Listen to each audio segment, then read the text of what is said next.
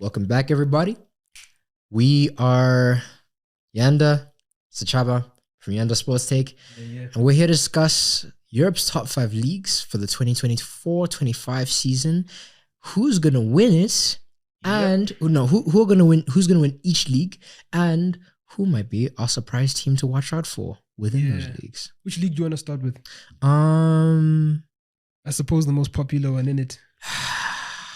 I hate doing that because I feel like the entertaining shouts are going to come from some of the other leagues, but let's go from the Premier League first. All right. I think City's going to win it. I think they've got too many experienced winners in the squad. You understand? Yes, Rodri is out for the season, but people forget that Kovacic is a seasoned winner. You understand? He's won everywhere he's gone. You know, he was winning trophies at Real Madrid, winning trophies at Chelsea, winning trophies at City.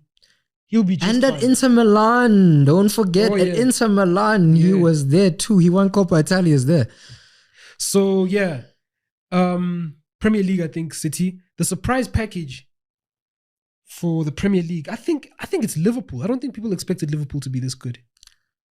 Right now they're leading the league. I think it's going to be a 3-horse race. But no, I don't think many people thought it would be a 3-horse race before the season started. I didn't buy the whole thing of, there's going to be a massive drop off because Klopp is leaving. Personally, I always had my agenda geared towards it depends on the suitability to the system and the way that the team has organized itself. Liverpool is too big to fail.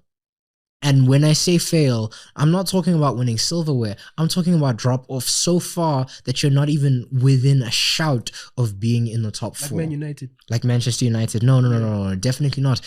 Like Liverpool had organized their squad so well, and the manager that they brought in was kind of the next step from where they previously were. Because if you take a look at it, Klopp was high energy, high, commitment, high dedication and whatnot. So he was always on a slot, was always going to have a good time because his players didn't have a lack of work ethic. It was just a matter of, let's just make this more calculated, a little bit more coordinated. Let's get you guys more in tune with the systems of things. And once you get that done, you're good. Which, 1, saves them energy, and 2, makes them that much smarter of a team. Less injuries, less risk of fatigue, which means that they're going to be that much better for it. So personally, I did not think Liverpool were going to have that big of a drop. But did you see them in the title picture though? Yeah, definitely. Not necessarily like first or second, but at the very least having a season kind of mirroring what last season's was. Because last season, remember, was a recovery from previous season's failures. So I don't know. So who's your surprise package for the season? My surprise package for the season is going to be Aston Villa, actually. A lot of people were hating on them because, it's their first season in the Champions League. Look at what Newcastle did. But people underestimate the value of having 2 proven goal scorers in your side. Ollie Watkins and John Duran is the greatest 2 strikers you could have in a single team in the Premier League right now. Because if you take a look at Arsenal right now, if Havertz is gone, Gabriel Jesus, the drop off is massive because Gabriel Jesus is not doing too well right now at the moment. Chelsea Havertz is better than Jesus. Yes, by a country mile. We are gonna get struck by lightning on this show. I'm telling you, the sacrilege by a country mile, bro. Blasphemy. By a country, but as a striker. On the ball, you would say Jesus is better, no? As a dribbler, as a striker, Havertz is better. If you have to put them both, if you have to put them both on the wing or in the midfield, Gabriel Jesus may be better. But as a striker, Havertz is a better center forward than Gabriel Jesus is. Okay, if we're going off right now, let's not veer too far off because But for right now, I'll give you that one. But if you take a look at the two-man strikers, the disparity between striker number 1 and striker number 2. I mean, Chelsea. If you go down from Nicholas Jackson, who's next? Maguire. He's young, he's impressive for an 18-year-old. City had then they sold Julian Alvarez. Yeah. And that was it was not the best decision, but I guess, what, for him football wise and for City, I guess, they got good money for him. So yeah. But I mean, the drop off from him is to who? James McAtee? Nah, personally, I don't think that's. I don't even know that's who City's backup striker yeah, is. City's backup striker. I don't even know at this point. It's not looking good though. In terms of that, I mean, Aston Villa are the only ones who have two really good, reliable strikers, and that is going to push them further because if Ollie Watkins gets injured, John Duran can just come in and play first team football. If John Duran gets injured, Ollie Watkins is there. So, and over and above that, they've got Amadou Onana and Yuri Tielemans, two Belgians, powerhouses of midfielders. I mean, I don't know. Aston Villa have a good squad and a really good manager, overhated sometimes, who are just set up for, at the very least, holding the standard that they set last season, maybe even increasing it. All right, okay, let's go to Serie A. Who do you think is taking it? Personally, I'm going to go ahead and be boring. Wait, I didn't say who I thought was going to win the Premier League, by the way. Oh, yeah. I have Arsenal. Oh. I'm going to be shameless. Turn it in. But here's my chat. Listen, call me boring. Call me boring, but I got to back my team. And the reason why I got to back my team is because here's the thing. You take a look at teams that have gone ahead and won big things, like, for example, the Champions League, like, for example, the Premier League. Liverpool, when they broke Manchester City's cycle, they were knocking on the door for the previous couple of years. Chelsea, when they won the Champions League, they got to the final in 2008. They kept on continuously knocking on the door. In the same way, Arsenal have been knocking on the door. When you knock on the door enough times, eventually that door gets blown down. And I think this is the year when it gets blown down. But anyway. Yeah, it's possible, but I still think City have too much experience and have too much in the bag. They'll figure it out. But okay. Yeah, moving on to Serie A. Who do I think will win it? I think Napoli. People don't put enough respect on Antonio Conte's name. He started the Juventus dynasty, came back and ended it with Inter, and now he's just taken Napoli to top of the table. He is going to win it. He has the Serie A figured out. He has it figured out. You've got a pro Conte agenda, and yes, it's lovely. People don't respect him enough. It's lovely. They don't respect him enough. It's lovely. It's lovely. For me personally, my shot to win the Serie A is complicated. Don't say it. It's complicated. But at the end of the day, hey, listen, the second best off the ball manager in Europe is currently at this team. You think they've got the best squad in this league. You don't think they have a shot at winning it. Oh, I thought you were going to go with Juventus. I was going to go with Inter. No, shout out to Inter. Internazionale, bro. Simone Inzaghi, like, literally. He's not better than Conte, though, as a coach. As an off-the-ball manager. No, I'm talking about across the board. Across the board. Is he a better manager than Conte? With the same tools. Conte is even Premier League proven. Get this. Over a longer period of time, Simone Inzaghi. Over a longer period of time. Conte will win you now, and then he'll dip. Okay. He'll create a crisis, lose the dressing room, and then dip. And he does it so consistently.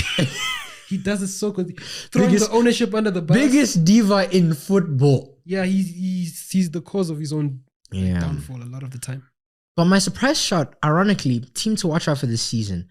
Low-key, I was hating on them early on, but I can kind of see after watching a couple of matches, maybe if they just trust the process, things might look pretty interesting for them. AC Milan. Paulo Fonseca is doing something different, but yeah, we'll see. We'll see what they have. I don't see them winning the league. No. I said surprise shout. I'm not necessarily saying they're going to win the league. No, my shout was Inter to win the league. I'm saying a surprise shout is AC to entertain us and give us something to look out for. AC Milan. Okay. Let's go to Germany, shall we? Yeah, let's go to Germany. I mean, the Hurricane curse is about to be lifted. Oh, yeah. We have an agenda. Yeah, the Hurricane curse is about to be over with. They're going to win. They have to, surely. I mean, surely. If they don't win Bundesliga, no ways. Then You know, that would be shocking. My pick for who's gonna win is Bayern Munich. Harry Kane is gonna lift his first piece of silverware in his career. Victor Oko Boniface. Nah. Jonathan Tah. Granit Xhaka. Florian They had their time in the sun. Wirtz. They had their time in the sun. This Bayer Leverkusen side are coming for you again. Nah. You think they're gonna run They're it coming back? for you again. You think they're gonna run it back? I'm telling you, Xabi Alonso. You see, the biggest signing that they had that could have stayed was the number one they needed to keep. Having Xabi Alonso sticking around for another season. That is bigger than any signing that they could have made player-wise. They've And lost guess their what? undefeated They've got... streak. But then now they've lost their undefeated streak. People lose. Teams lose. It's fine. You still end up going on and winning again. Yeah, but so far Bayern are off to the best start. Yes, Bayern are off to the best start because, you know, Vincent Kompany has gotten his stuff right so far, but he hasn't played that many good games against the big sides. We saw the other weekend they were playing against Bayer Leverkusen. They literally, Leverkusen just sat off and were like, okay, let's give them possession and let them do much of nothing with it. And guess what? They were very impotent for the most part. Literally, all it took was Leverkusen going ahead and being efficient with one chance and they equalized. So for me, Bayer Leverkusen, entertaining side to watch out for this season. I'm not gonna lie, this is just for the drama. Borussia Dortmund, personally, the drama there, because they're constantly in a state of chaos. I'm not saying that they're gonna surprise anybody. I'm just saying it's gonna be crazy how chaotic that side is gonna be. I see. For me, I think I'll go the same with Borussia Dortmund. I'll go the same. Now let's move on to the French League. Well, we all know who's gonna win the French League, guys. Come on, let's just He's wearing the shirt. Come on. He's wearing the shirt. Come on. But a surprise package. I think Marseille, they got a good coach. They went and got a good coach. Mason Greenwood, you know, he's making a comeback. He's reviving his career. Yeah, I thought it was over for him, you know. And he's making a comeback. Stade Brestois. Ooh, Brest. Yeah. Stade Brestois. Have made themselves... By the way, these guys never once qualified for Europe, went straight qualified for the Champions League, and in their first ever season in the Champions League, went first 2 games, no problem, won both of them. The second game... Guys, Stade Brestois for me... entertaining package. Like, personally, I would have expected a fall off. No, they are riding this high like no man's business. I've never seen a team go off of vibes, hard work, team unity, team spirit, and the power of friendship like Stade Brestois have. Yeah, no, they're off to a flying start. Yeah. True. Which league are we missing now? That leaves us with just one. The other behemoth in the lot. How can I forget? Of course, it's a top 2 league in the world. La Liga. I think Barcelona's going to win it. You know how everyone was like, Real Madrid have signed the Galacticos, part 2. What? I always said to myself, yeah, but Barcelona have just gone out and gotten a proper coach. I'm not saying he's better than Ancelotti, but he is a serious manager. Hansi Flick. I think people didn't think about that enough. They were too busy focused on all the flashy signings that Madrid are making, but they forgot that Barca got rid of Xavi and got Xavi did a good job. Let's give credit where it's due. Yeah. But they leveled up and got Hansi Flick. So, and now look, I think they've won 7 out of 8 games. Yeah, 7 out of 8 games. They've been absolutely imperious. I mean, how do I put it? I'm always, I feel like it's the same thing that people say in the chess community about Magnus Carlsen and Hikaru Nakamura. But The thing about them that makes them so great is they don't die. Barca is always dying, but it's never dead. Why? La Masia. They always spawn somebody new to save them from every crisis that they have. Last season it was Pau Kobasi and Lamine Yamal. The seasons before, they had Pedri spawning off. And they had Gavi spawning off. They had all of these guys. I like hats up to them. La Masia is a factory that is just constantly and consistently producing gems. I don't even know how they do it. And now this year they got that guy, Marc Bernal, who got injured at the beginning of the season. They brought in another midfielder to go ahead and fill in that number 6 role. Just like that. Yeah, you can never completely write Barcelona off. Like they just never die. Yeah. They just never die. Do you also think they're gonna win the league? I think they very well will. I think they very well will. But a team that can go ahead and do some surprise stuff. I don't know. I haven't been keeping up that much in terms of Spain, but I know Girona have had a bit of a fall off.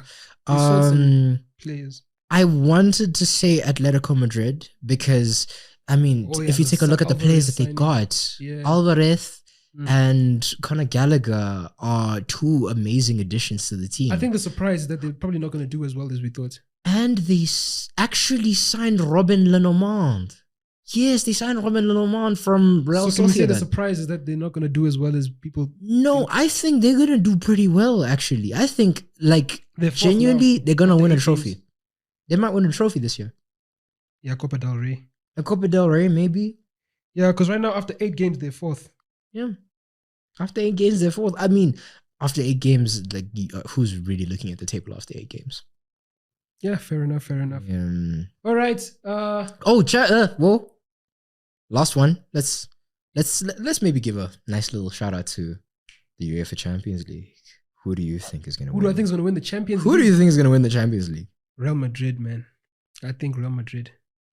Yeah. Real Madrid. I think Real Madrid's going to win. It's the football heritage shot. Because City, like, you expect them to win it, but, like, come on. Out of 8 attempts or 7 attempts, they've only won it once. So I want to say City, but look at recent years. Real Madrid seem to get it over the line a lot. I can't look past Real Madrid. I'm not going to lie. Every time I try to see past them, they're too big to fail. Yeah. They literally are too big to fail. It's not clicking the way it's supposed to right now. But that's fine. That's the beginning of the season. People always switch up towards the end of the season. Like Real Madrid, they always look like they're dying at the beginning of the season. They always look like they're dying at the beginning of the season. Then all of a sudden, they turn up the heat midway through. So we both say Real Madrid. Yeah, Real Madrid, honestly. It's like I can't see past them. And it's annoying. I hate it. Yeah, we don't like that. We don't like that over here. So Surprise shout? Surprise shout. In the Champions League. Who's gonna light it up? Brest. Brestois. How do you say it? Brestois? Yeah, Brest. No, I definitely think Brest, they've already started lighting it up. I'm not going to lie. Yeah. Oh, Aston Villa. Aston Villa's going to go far. Aston Villa is a scary shout. They were like, Bayern at home, no problem. By the way, they have 100% success rate, win rate against Bayern Munich in every single match that they've played. That's crazy, man. The last time they played each other, 1982 Champions League final. Aston Villa won it. So, guys, that's who we think is going to win the different competitions we've been speaking about. Champions League and obviously the top 5 leagues. Let us know who you think is going to win. Who do you think the surprise packages are? And we'll catch you in the next one. Yanda Sports Take. We out. Cheers.